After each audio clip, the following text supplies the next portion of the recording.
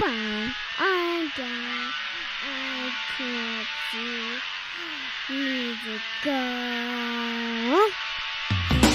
Welcome everyone to the social van. Feeling kind of sick of the bullshit.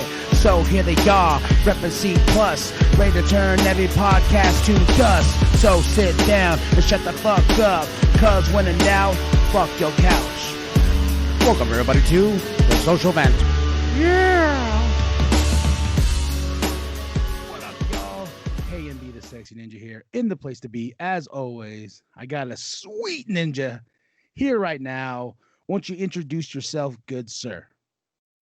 What up, y'all? It is your boy Sober Balls with Juggalos and Recovery. I love that. Sober Balls.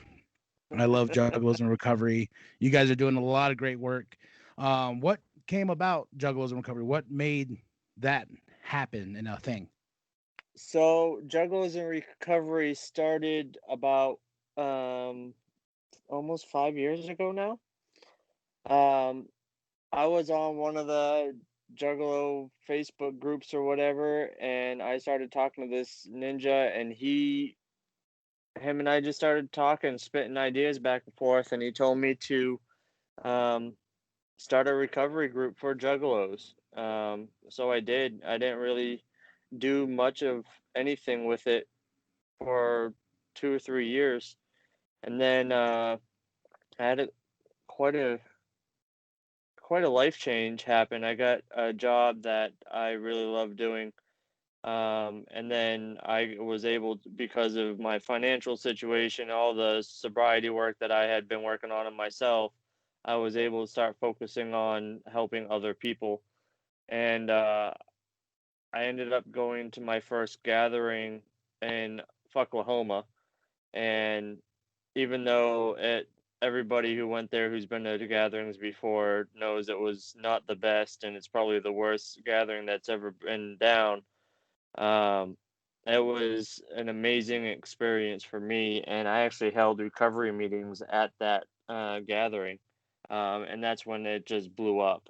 I just started advertising, I started pushing stuff, and it's turned into the beast that it is today. It's quite a blessing to be able to do to be able to help people. Especially in the Juggalo world, like we're made up of outcasts and people who've always been looked down upon and always struggling for everything. And as far as I know, there's not really too many support groups out there for us. So Juggalos and Recovery is, a step in the right direction in my eyes. That's awesome. And with that, like I remember hearing about Juggalos and Recovery a couple years back, and I think the one thing that caught me was one of your guys' merch, this Super Bowl shirt, Juggalos and Recovery.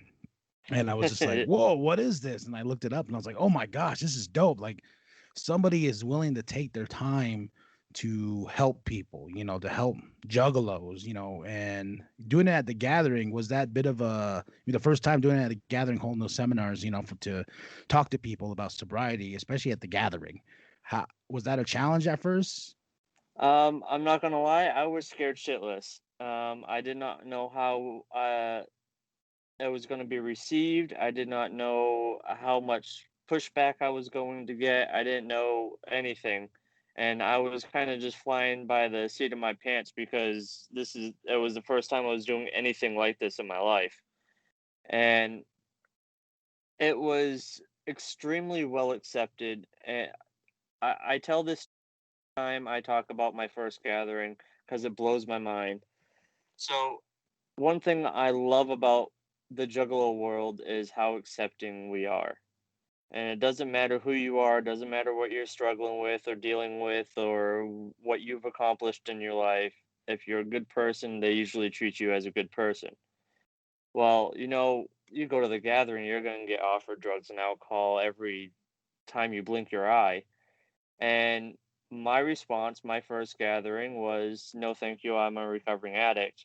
And every person who had offered me something apologized to me for not knowing my story and gave me props for, being honest, and, we sat there and talked for a little bit and stuff.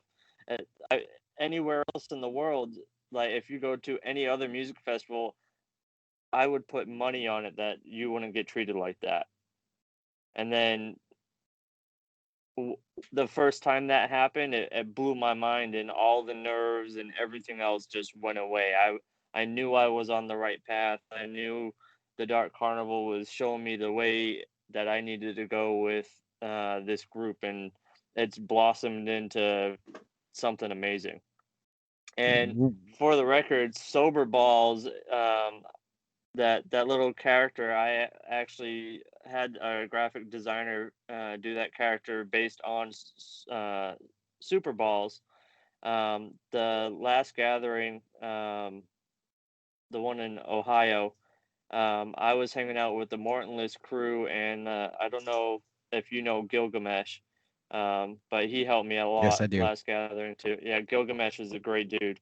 Um, well, Gilgamesh actually gave me the nickname, and I ended up buying a Super Balls jersey, and then the Mortonless crew ended up calling me that as well. So ever since then, it stuck, and everybody was calling me Sober. So everybody around calls me Sober now. So it's Sober, and for the people who know, it's Sober Balls, and that's why I'm gonna create jerseys and all that stuff as time progresses.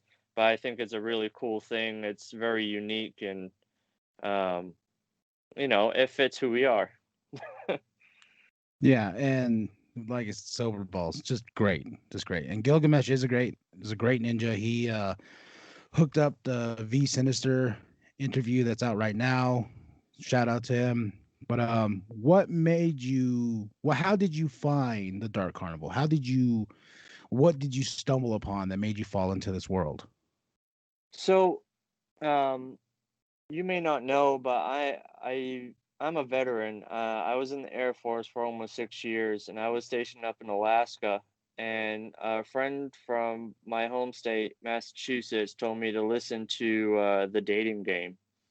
And once I heard that song, I was hooked. And then I found out a buddy I worked with down the hall in the dorms was a Juggalo too, and he let me listen to borrow his Eye of the Storm CD, and I must have played that thing on repeat for like 2 3 weeks straight, just listening to the Yellow Bus song most of the time.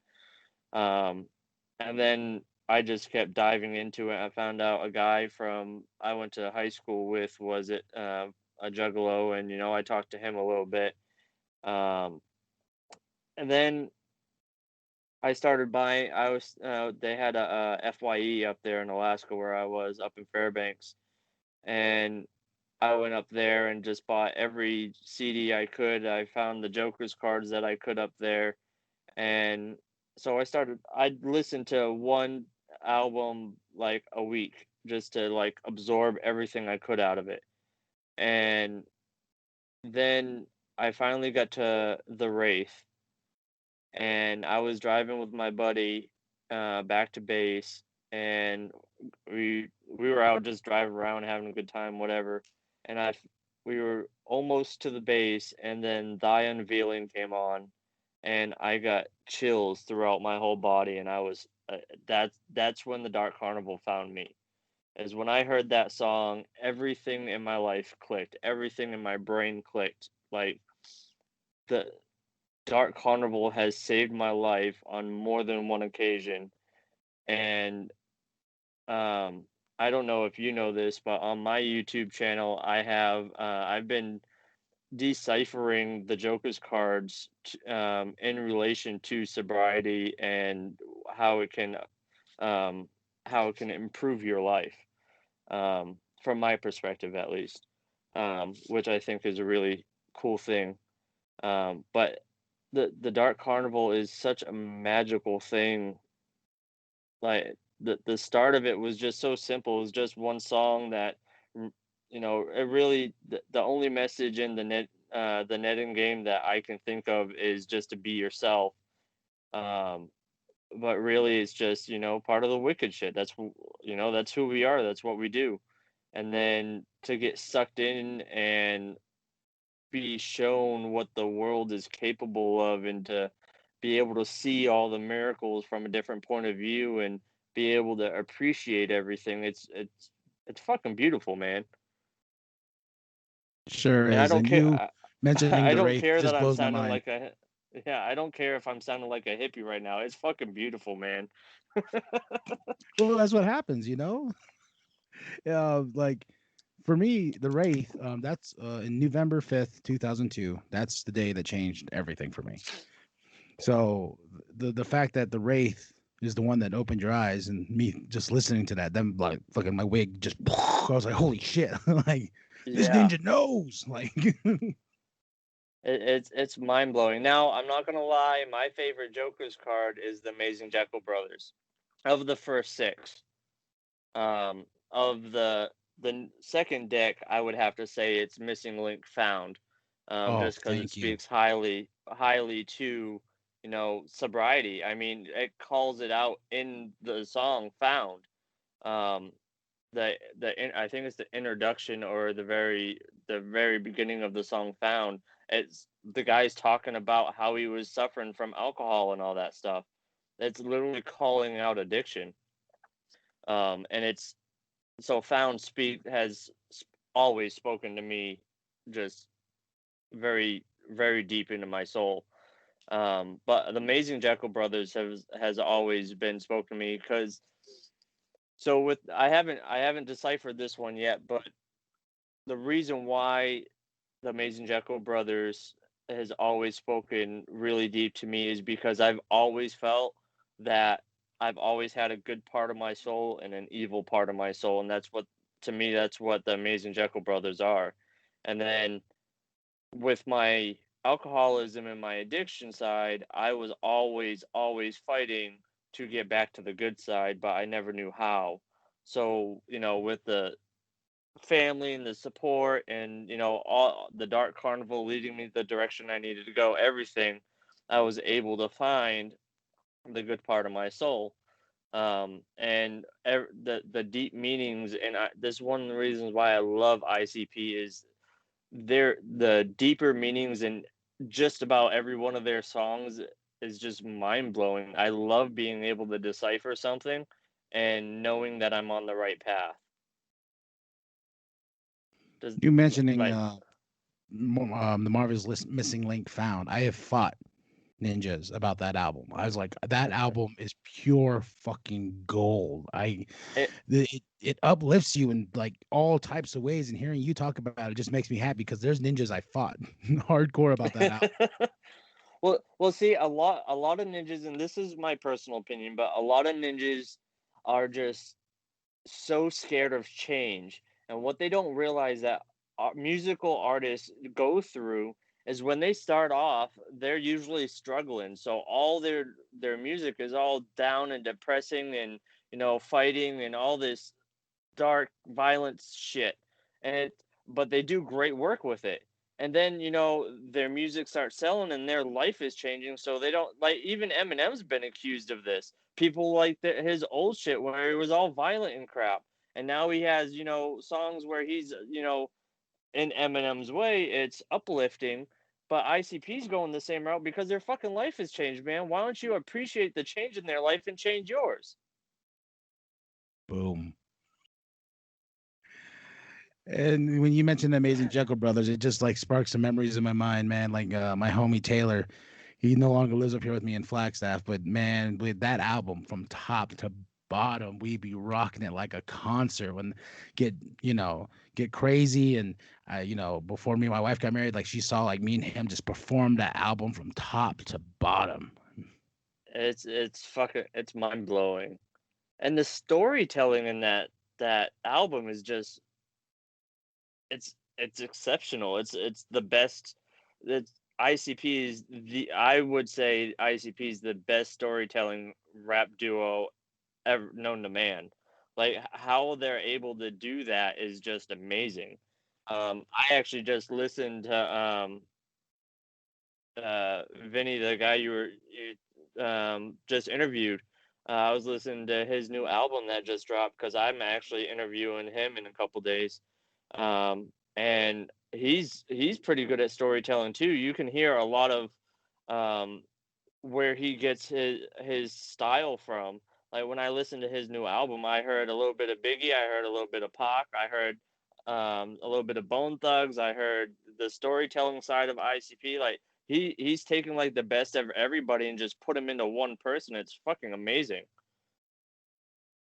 Yeah, in like listening to the stuff and and him talking, and I was just getting schooled the whole time when he was talking to me, and I was just like, man, the influence that ICP has had, it's not, I'm not taking anything away from Esham or anything like that. Like what ICP has built to storytelling from, the very first Joker's card all the way to wherever we're going to go in the second deck, supposedly a third deck. They have consistently have grown. And I've even said it before, they're hip hop legends in my mind. Do you agree? They're hands down, they're legends. Like they're I cannot think of anybody else other than the only competitor in the hip hop world that I can think of right now, that has been consistently maybe probably be Eminem, but he had a fucking dark period where he didn't put out music for a while. And then ICP is continuously putting out music. We might have to wait a year and a half, 2 years for a new album, but they're always fucking working. Like their work ethic is fucking amazing. So when it comes to going down in history, they might not be a Pac or a Biggie or anything like that. No one's ever going to be able to compare to them. But ICP is, in my personal opinion, in the I'd say in the top 3 of the best rap anything in the world. Like there's how they switch flows, how all the fucking covers that they did with what was it? Was it Bang Pound Boom or the one after that? They did a bunch of covers where Beautiful came out. I love Um, Beautiful. I still fight that ninjas on that too. Yeah, I mean that's the thing is a lot of ninjas don't appreciate the music. They just want the wicked shit, which is great, and that's all good for them. I'm never gonna put a homie down for just wanting the wicked shit. But if you want to appreciate life and you want to appreciate music, to me, music has always spoken to me on a deep level. I'm one of those ninjas. You can walk into my house and I have vinyl. I love vinyl. So I have a collection of over 600 vinyl right now, and it stems from music from 1901 to ICP and Tech Nine. So I've got Frank Sinatra, I've got D. Martin, I've got AC/DC, I've got Deep Purple, I've got you fucking name it. If I don't have it, I'll fucking buy it so I can have it. Are you my Like, twin brother or something? I need to talk to my mom. Like, seriously, what the fuck? well, that just means I need to come to Flagstaff so we can hang out. For sure. I'm looking at my vinyl collection. I'm like, holy shit, mom, calling now. But that's the thing is like people get so stuck in what's comfortable, and this doesn't just go for jugglers. This goes for people in general. People get so stuck in what's comfortable, they don't strive to get out of their comfort zone, to take a little bit of risk, to try something new. Now, us juggalos, we're daredevils and we do stupid shit all the time, sure. But what are you taking a risk on that's going to improve your life? Now, tie that to music. Music is so powerful. It has and will continuously save people's lives. So if music is capable of saving a person's life, then what's stopping you from expanding all your musical sense or your musical taste into other genres that might be able to help you on a deeper level?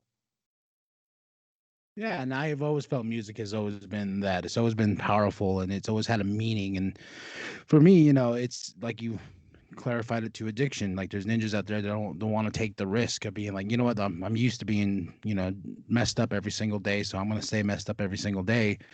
But they don't want to take the risk of seeing what's on the other side of the fence. And I believe that's what your message with Juggalos and Recovery is.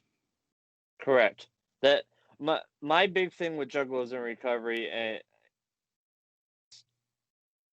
we want people to succeed. We want people to be healthy. We want people to be happy. Now, I want to point out that I said people because it started as a Juggalo group, yes. But what kind of Juggalo is going to push away people who need help?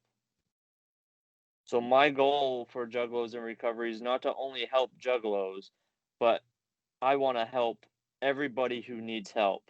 My whole big mission in life right now is to help 1 million people, and I'm being dead serious. That is not an exaggerated number. I don't know if I'll ever get to that, but that is You'll my get to it. goal. I don't see how I can't. I'm only 32 years old and I have at least another 70 years in me, and so I'm not even halfway there yet. And if I look at it that way, well, I can accomplish so much in the next 70 years. You know what I mean? No, I know what So you're saying because you want to know what's crazy? When you said you're 32, I was like, I'm 32. Now I'm definitely calling my mom and being like, look here. wait. What? When were you born? November 24th, 1988. Ha, bitch! I'm older than you. August 10th. Ah, damn. All right, cool. I don't have to call my mom. Unless I was born in August and she threw me in some church doorstep or something, you know? Right? uh yeah, man. The thing about the world is, if you turn on the news and ICP's got a song about this too, you turn on the fucking 6 o'clock news, all you're gonna fucking see is negativity. That's all they want us to see in life. No one, and don't get me wrong, I understand it's all about, ratings and all that crap. And as as humans, we are programmed to want thrills in our life, and it's easy for us nowadays to get those thrills by watching the negativity and people getting shot and killed and all this other crap that we see, and it's not affecting us. At least people think it's not affecting, because we're able to just turn the TV off and go do whatever we want to do. The truth of the matter is all that negativity gets stuck in your brain, and that's all you see wherever you go, unless you work on actually focusing on the little miracles in life. And that's where ICP song Miracles came from. That's what the huge fucking message was stop paying attention to all this other shit and look around you and appreciate that one little speck of sand that's the same as all of these other ones, but that speck of sand can still be a beautiful fucking miracle, because there's no way you're going to understand that speck of sand. And it's as simple as that. It's just so hard to reprogram your brain. Even at 7 years sober for me now, I still have a hard time doing that, and I work on it constantly every day. With with um with that, I wanted to ask real quick, talking about miracles and stuff like that, and how ICP is still able to do everything. What is your take on the new Joker's card? Yum Yum Bedlam. Yeah. I think it's going to rock the Juggalo world in a way that they're not ready for. And so last gathering, when I met Gilgamesh, him and I have talked since then, and he was telling me, and I'm calling him out on this. He was telling me that Bedlam is coming back, and he got me hooked on the original Bedlam brothers. And their fucking music is amazing as well. It's straight wicked shit. But the Dark Carnival was speaking to him and telling him Bedlam is coming. Like, him and I had deep conversations about this. And then ICP dropped the name Yum Yum Bedlam, and my mind was fucking blown that Gilgamesh is so tied in with the Dark Carnival that, he understood everything without thousands and thousands of Juggalos didn't guess it. And yet, this one weird homie with weird fucking afro hair and big ass beard now. When I met him, he was clean shaven, or at least had a smaller beard. Um, This motherfucker, I had never met him in my life, showed up at my campsite in a fucking bathrobe.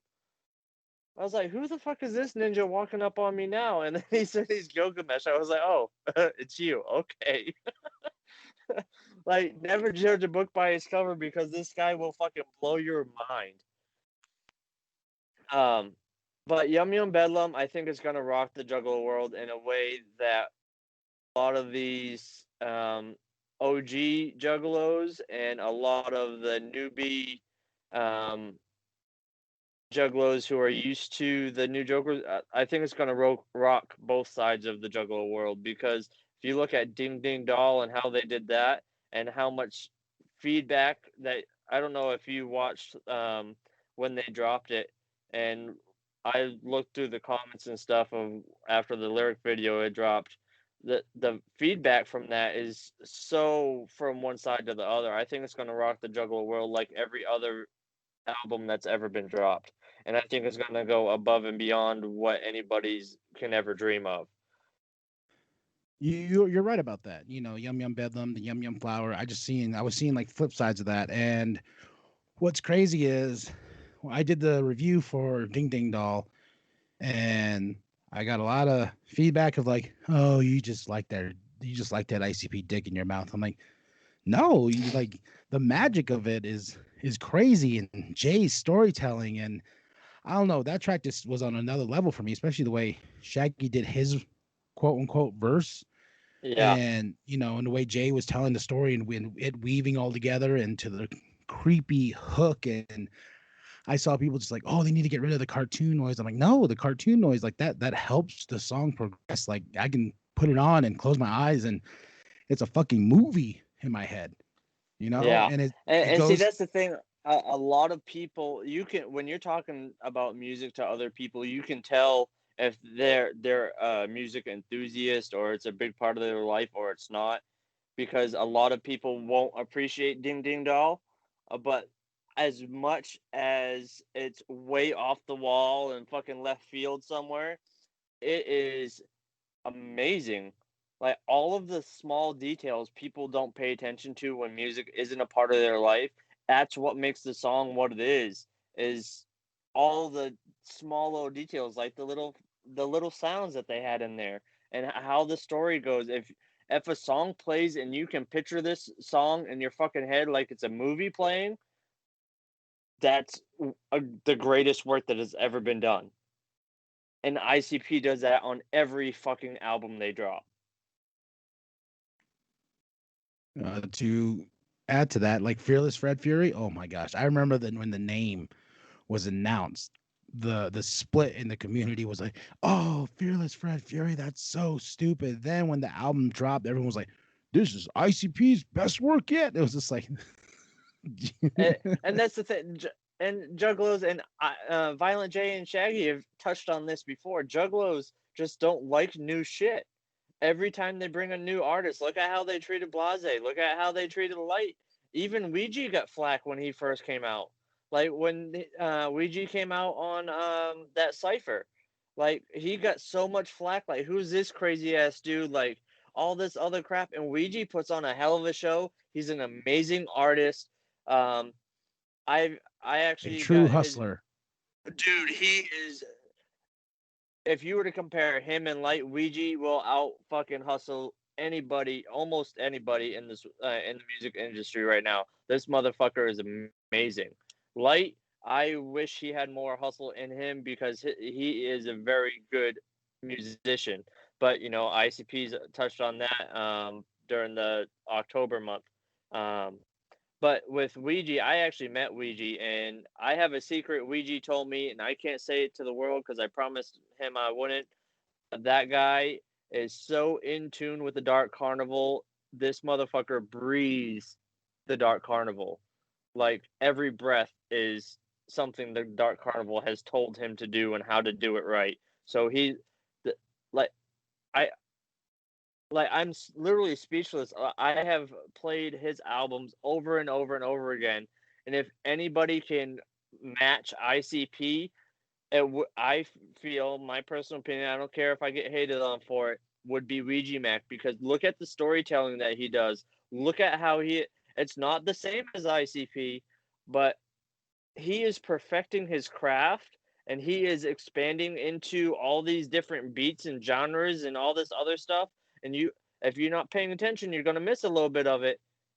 But he is mind blowing, awesome, just creative. The things this guy comes up with is just unreal. I got to meet Ouija on Shaggy Two Dope's bus when I got to interview him last year. And I wish I had more time with him. It was just a quick hello, but I can feel the Dark Carnival's presence all around him. Like just a quick handshake, then he was out the door. And then, me and my friends always make this joke where I was just like, man, right when you turn around the corner, you get that new Ouija Mac album, you turn that other corner, bam, a new Ouija Mac album. You're like, oh, whoa, whoa, whoa, oh shit, and his hustle, his ambition is crazy. And I just appreciate that. And like you said about Light, I wish Light had his album out now. He said it's done. I know it's still waiting. What would so with Psychopathic Monster, what's your favorite song off that album?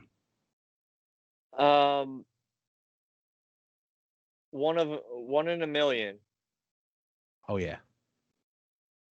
See, for me, I love the songs that motivate me, that give me, like, I had never heard of Ouija Mac before, and when I heard that Violent J was bumping Trash Fire in the warehouse or whatever, working and making packages and shit or whatever he was doing, I was like, if Violent J can rock to that, I've got to listen to it because it's got to be some motivating shit. And dude, that message in Trash Fire before he was even signed to Psychopathic was fucking deep. And then, I just got hooked from there. But with Light, I love music that motivates me and pushes me to be better and, just reminds me that I am a good person. Does that make sense? Like, No, it does. It does 100. I want things that will reverberate how I feel about myself. Now, don't get me wrong, I'm not perfect. I'm a human being. I'm going to make mistakes, but I put my best out there every day to help everybody I come in contact with. It doesn't matter who you are, it doesn't matter whatever. I want to be the best version of me. And if there's a song out there that's going to help me see a deeper side of what I'm capable of doing, I'm going to love that song. And One in a Million did that for me. Now, to rock out to and whatever, that whole album I listened to for like a month straight. I never took it out of my CD player after the gathering in my truck. I listened to it for a month straight after the gathering. I think I finally took it out of my CD player like 3 months after the gathering. But Light's an amazing artist. If he ever drops his new album, I'll be one of the first ones to listen to it all the way through. Like I met him. I've had a conversation with him at the gathering. He was sitting on the golf cart, and him and I were just talking about Juggalos and recovery.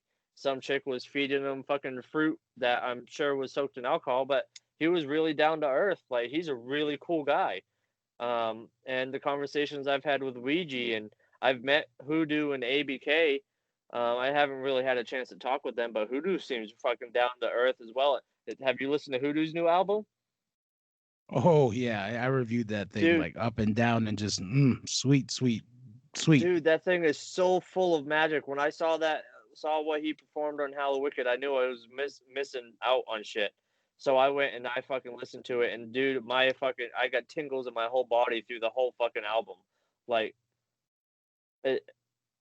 this guy is so in tune to the Dark Carnival as well. Like, it's amazing what you can learn from a person just by the music that they put out. That's how you know that they're a true artist, is by how much of themselves they put into their music. Well, it's like with Hoodoo and the way he evolved. Like that first album, I was like, all right, this is dope. There's a few bangers on here. That second album, Asylum, though, I was just like, oh shit, this is a whole nother level. Like then this album that just dropped recently, I was like, oh shit, like this is a whole nother level of like awesomeness. I like seeing artists. You look at that first album, you're like, all right, there's a few bangers on there. Second album, like, oh, this is that jam, man. Then when you get to that third album, you're just like, fuck. Yeah, he's greatly progressing. How much, like, he's always been a good hustler in my eyes. I wish there wasn't that long of a period between Asylum and in this album, but the amount of work that he put into this album is fucking amazing.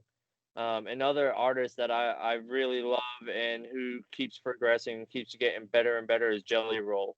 The shit that he's putting out now is so fucking deep and so motivating, and it's like it's amazing. Ritz too. Ritz is fucking killing it too. Jelly Roll song saved me. I broke down like a baby back bitch, and I have no regrets. You're not the only one, homie. You're not the fucking only one. Like it was what's funny. The funny story to that is that album dropped and I had to go to work that day. So it was, I forgot which albums. Like I had two albums. I was like, okay, I need to listen to these two because I got to do reviews for them. So I did Jelly Roll's album first, listened to the whole thing from front to back before I got to work. And I got to work and I was like, what's wrong? I'm like, man, I'm so fucking depressed, but I'm also happy at the same. God damn it, I should have started the day with this album. Should have waited until I was like meditating or something like that. But yeah, that Jelly Rolls just crazy. Ritzmas, did you bump Ritzmas yet? No, I have that. I have not bumped that yet. How is it? Oh, it's great. It's gonna get you in the holly jolly Ritzmas spirit. Well, I hope so because I'm gonna need some holly jolly spirit. I don't know if you know this, but I am sitting in the middle of fucking Africa right now. No, I did not know that. So I was wondering about the time when me and you kept on talking about working on the time difference here, and and I'm thinking you're like you're this far ahead of me. I'm like, oh well, he's probably over here, but I'm done with time zones. Don't get me wrong, I'm fucking dumb. Like Yeah. with Scum, I had him sitting waiting on me for an hour before our interview. He finally messaged me out of the blue. He goes, "Yo, brother, what's going on?" I was like, I'm about to record you right now." He goes, "I've been waiting for you for an hour." I'm like, "Oh shit." Yeah, that's why I usually just let people tell me where they're at because I have my time zone thing on my phone. Because right now for me it's 12:17 in the morning on Monday, so You're in it's the like future. That's crazy. I'm fucking way in the future. And so my job right now, I'm an aircraft mechanic for Lockheed Martin. I work on the drones. It's the same job I did when I was in the military. I just get paid a lot more now. Um, but so my job is I deploy for like 4 months at a time ish. This time it's going to be longer. COVID has fucked all that shit up. Um, but so I deploy and then I'm when I'm home I don't work at all, and then it's a rotating schedule. But yeah, I'm sitting in Africa right now, so I have a couple of Christmas things up, but I definitely need some Christmas spirit. So I'm definitely gonna rock some Ritzmas tomorrow when I get up. Put me in the Christmas mood. Oh yeah, it's a banger, and he has a song with Little White that's become my absolute favorite. Nice, nice. Yeah. So with everything, before we get going out of here, I like to give the floor to the guest to make sure that you can plug whatever you want, and I'll make sure that in the description below we'll have all your plugins and stuff like that. But as of right now, the floor is yours. All right, I appreciate that. So if you want to, Juggalos and Recovery, I'm not going to plug anything of mine. I'm going to plug all of Juggalos and Recovery stuff because that's what's important to me right now. Jugglosandrecovery.com is live. There's all kinds of shit on there. There's tools. There's things that I've done. If you're an addict, there's all kinds of stuff on there. I'm in the middle of making um, specific programs for addicts who don't want to deal with the faith or who want specifically Juggalo side, or I've got like 3 or 4 different programs that I'm creating myself to help addicts stay sober and clean. You can email me from that website. You can message the Facebook page. We have Facebook page, group, Twitter, Instagram. I'm on TikTok as Sober Juggalo. Um, I'm missing one. Oh, I'm also on YouTube. Look up Sober the Juggalo. You'll see the Juggalos in Recovery Phoenix. We got a bunch of videos there. I've kind of taken a pause from that right now because I'm focusing on a couple other things. But those videos will start popping up soon. If anybody needs help, if you're a Juggalo or if you're just a random person off the side of the road, anybody needs help, you reach out. Just let us know. and I just dropped something new on for Juggalos and Recovery. If you want a one-on-one mentor call with me about anything that you have going on in your life, it's a $25 donation to Juggalos and Recovery. Juggalos and Recovery is a legal nonprofit organization, so it is a tax write-off. And you will have my undivided attention, and we can talk about whatever you want to talk about for an hour. And if the call goes longer, then so be it. I'm just here to help people. And with that, much love to y'all. Whoop whoop. Whoop, whoop. All right. So you heard all the info. We'll have it down in the description below of this episode. And I appreciate you. I'm finally glad we got to talk because we have so much in common. It's crazy. And It really is unreal. and we're trying to spread positivity with everything we do here, to reviews, to interviews, to just stuff just to make people not think about shit that's going on in the world right now, because the shit that's going on in the world right now sucks balls. Yeah, big old donkey dicks. Exactly. So, but I appreciate we finally got together. But before we head out of here, we got to say our motto here at C Plus Studios, and I want you to join me. When I say "when in doubt," me and you at the same time will say "fuck yo couch." Are you ready? Okay, I'm ready. All right, Juggalos, Juggalettes, and everybody around the world, get some help. There's always another day. And when in doubt, fuck your couch. All right, y'all. Thank you for listening to my interview with KMB, the Sexy Ninja, and C Plus Studios. Now he has given me the time to talk to y'all.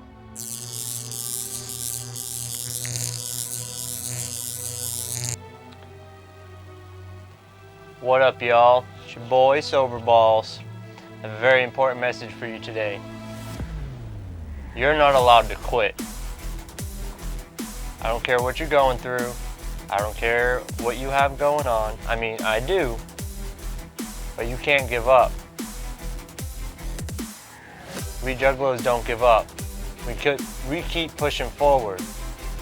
We keep striving for amazing stuff to happen in our lives. There is nothing in this world that is worth losing your life over.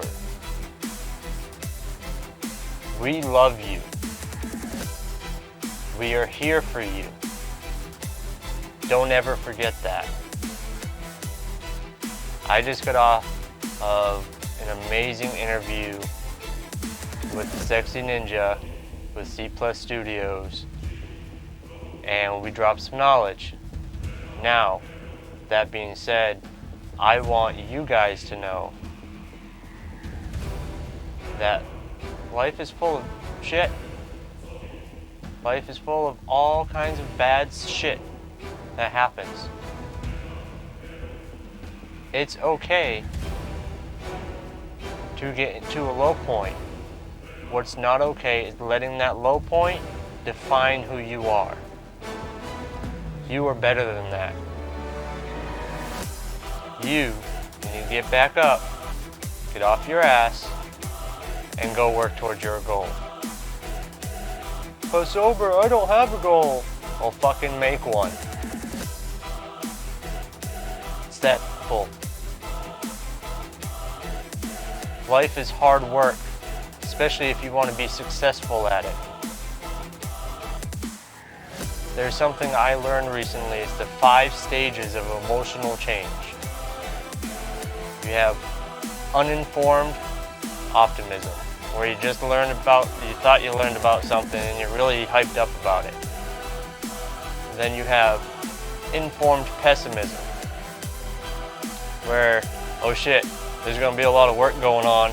I don't know if I can handle this. And then you hit the valley of despair.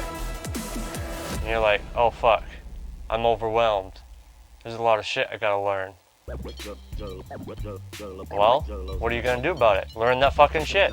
95% of people go back and start at uninformed optimism. Us Juggalos need to not be that 95%. Walk through that valley of despair, march through that valley of despair, and get your shit and get to the next level, which is informed optimism. Hey, I had some struggles, but I got some shit, and I'm fucking succeeding, and I'm doing what I need to do. The next is fucking success. The graph looks like this. Fucking reach your success. You fucking got this, homie. Go out there, make your money, make your life happy, and fucking strive to be happy. You fucking got this. Whoop whoop.